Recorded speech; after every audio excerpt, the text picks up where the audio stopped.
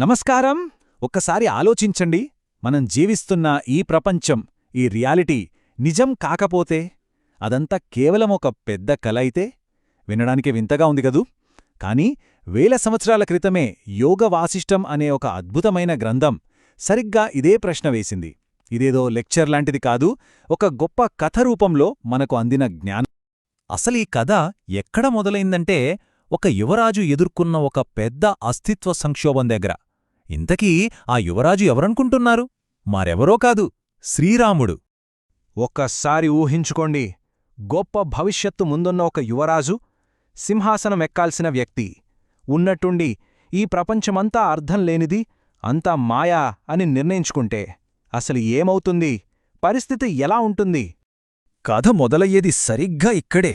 రాముడు తీర్థయాత్రల నుంచి తిరిగి వస్తాడు. కాని అతను పాతరాముడు కాదు, పూర్తిగా మారిపోయాడు. రాజభోగాలు, బాధ్యతలు, దేనిమీద ఆసక్తి లేదు. ఒక రకమైన తీవ్రమైన నిరాశ, నిర్లిప్తత ఆయన్ని చుట్టుముట్టేసింది.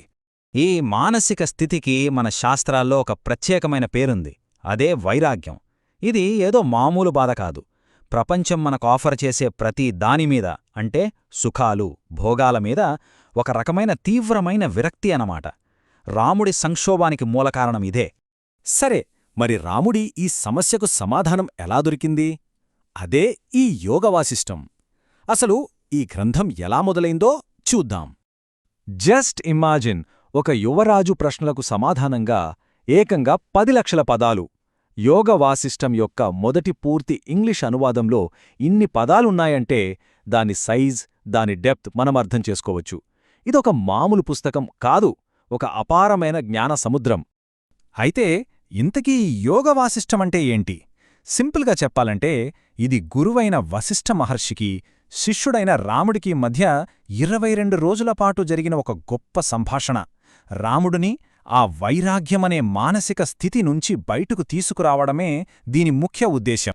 సరే, ఇప్పుడు ఈ గ్రంథంలోని అత్యంత కీలకమైన, ఒక రకంగా చెప్పాలంటే మైండ్ బెండింగ్ ఐడియా గురించి తెలుసుకుందాం. ఇది కొంచెం లోతైన విషయం. వశిష్ఠుడు చెప్పిన ఆ కోర్ ఐడియా ఏంటంటే, మనం కళ్లతో చూస్తున్న ఈ ప్రపంచం, ఈ గట్టి నేల, ఈ భవనాలు, ఇవేవీ మనం అనుకుంటున్నట్టు సాలిడ్, ఎక్స్టర్నల్ రియాలిటీ కాదట. అదేంటి, ఇది నిజం కాకపోతే మరేంటి అనే ప్రశ్న వస్తుంది కదా. వశిష్ఠుడి సమాధానమేంటంటే, ఇదంతా ఒకే ఒక డివైన్ కాన్షియస్నెస్, అంటే దివ్య చైతన్యం యొక్క ప్రొజెక్షనట. ఎలాగంటే అచ్చం మనం కనే కలలాగా. కలలో ఉన్నంతసేపు అన్నీ నిజమే అనిపిస్తాయి కదా, కాని మెలకువ రాగానే అంతా భ్రమాని తెలిసిపోతుంది. ఇది కూడా అంతే. ఈ కాన్సెప్ట్ని అర్థం చేసుకోవడానికి ఒక ఫేమస్ అనాలజీ ఉంది, తాడుపాము కథ. ఆలోచించండి, చీకట్లో ఒక తాడుముక్క పడి ఉంటే దాన్ని చూసి పాము అనుకుని భయపడతాం. మనకు కలిగే భయం నిజమే, కాని అక్కడ పాము లేదు, ఉన్నది తాడు. అంటే ఒక భ్రవకు మనం నిజంగా రియాక్ట్ అవుతున్నాం.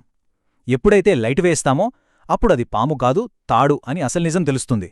సరిగ్గా అలాగే మనం అజ్ఞానమనే చీకట్లో ఈ చైతన్యాన్ని చూసి భౌతిక ప్రపంచమని పొరబడుతున్నాం. జ్ఞానమనే వెలుగు వచ్చినప్పుడు అసలు నిజమేంటో బోధపడుతుంది.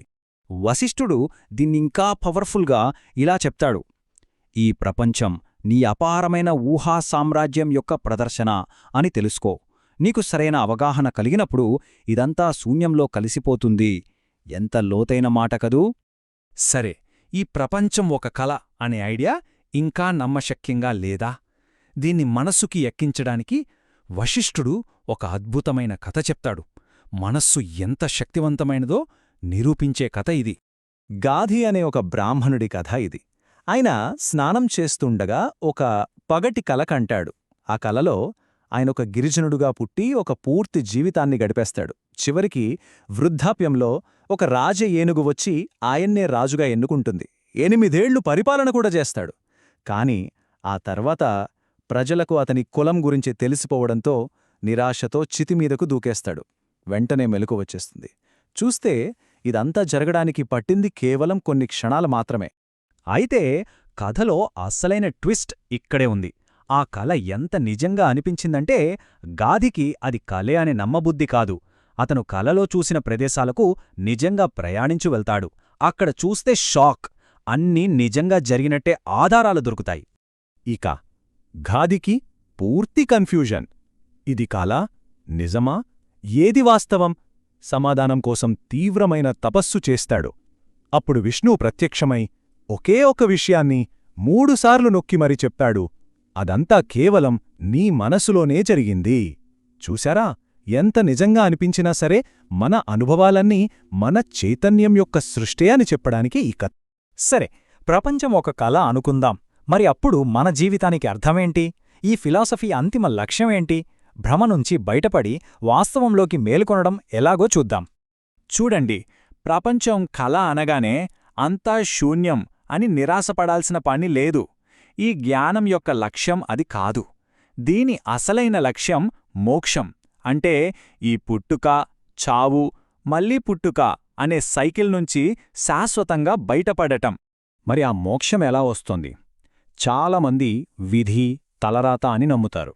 కాని యోగవాసిష్టం ఇక్కడి ఒక పవర్ఫుల్ ఐడియా ఇస్తోంది.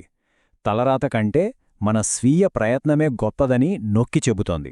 అంటే మన విధిని మనమే మార్చుకోగలం, మన ప్రస్తుత కర్మలు, మన ఆత్మ విచారణతో. వశిష్ఠుడు స్పష్టంగా చెప్తాడు, వారి ఆత్మ జ్ఞానోదయానికి వారి సొంత ప్రయత్నాలు మాత్రమే ఉపయోగపడతాయి. అంటే రెస్పాన్సిబిలిటీ అంతా మనమీదే ఉంది. మన ప్రయత్నమే ముఖ్యం.